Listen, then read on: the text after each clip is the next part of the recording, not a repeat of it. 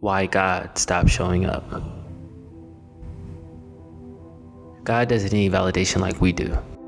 We need to touch and feel things in order to make them real. But God, who created the heavens and the universe, doesn't have that same standard. Let's assume you're watching this from your room.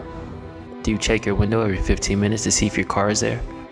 No, because you have faith when you go look for it, it will be there. That's what faith is. It isn't being gullible. Faith is believing in the reassurance that God is there. Let's take this one step deeper. When God first created the world, he walked with man, lockstep, even to the point he would come down and talk to Adam and Eve daily. He made himself known. With Abraham, he spoke to him directly. He made himself known. He even split open an entire ocean and allowed 2 million people to walk through it.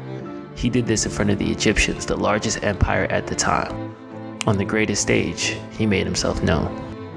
But what happened next? Adam and Eve sinned. Abraham sinned. The people of Israel sinned. Many of us are thinking, but if God just did that today, everybody would immediately believe in God. But would they?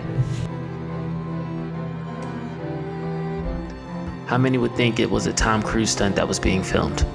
How many would think it was a government test for a new ocean controlling device? How many people would think it's a revolt from the left or the right? Humans are natural skeptics. Let's look at what happened after the people of Israel saw the ocean split. They created a golden calf and decided to worship that instead of God. His presence at the Red Sea made them think God was an on-demand God. But when he was gone for a few days, working with Moses, mind you, they spiraled out of control. 60 days after the greatest miracle on earth, and they already bailed out. This reminds me of those lottery winner stories we see today.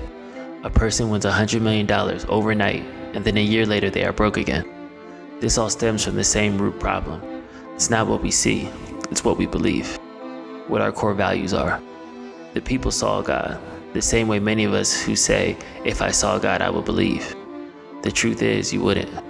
Because just like that 100 million, the additional money doesn't change your core spending habits. Seeing God doesn't change your core beliefs.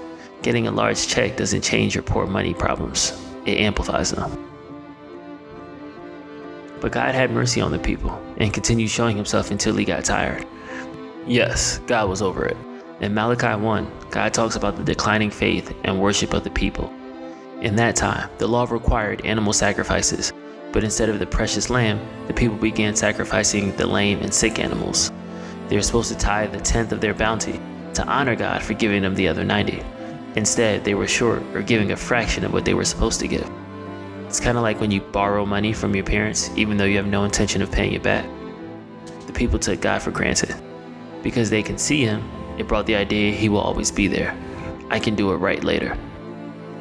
After this, God went to phase 2 of his plan. He figured out a new system in the New Testament through Jesus. The thought was, okay, they didn't like me in the clouds telling them what to do. What if I sent a man that looked like them, eats like them, and has to use the bathroom like them? Jesus pooped, right? What do you think happened? Did the world rejoice and enthusiastically embrace him? No. Well, some did, but a majority of them thought Jesus was a liar. They discarded him and ignored the promise just like they did before. This proves it's not the proof that changes people, it's their belief. Think of all the people that read self-help books. They go to conventions, they download the ebooks, they buy the shake weights, but they don't work out. They don't start their dropshipping business, and months later they are in the same position downloading another course. The same is with God. Either you have belief or you don't. We don't see anywhere in nature that shows 2 + 2 = 4. No proof of the Big Bang or evolution, but these theories are received as facts. The same scrutiny we bring to God, we forget about when it comes to math and science. If you're a God, what would you do? I split open an ocean for you, no belief. I sent my only son to die in your place, still no belief. You think him popping down and giving you a Coke is a missing sign? Nah. God believes showing himself won't really help, but instead will make more negative, sinful things happen. He now takes the stance, well, he always took this stance, but needed to do all the other stuff to prove a point, of free will. If you follow him, you will reap the benefits of the relationship and he will show himself to you. If you don't, you'll be stuck wondering, or worse, acting as if he isn't there.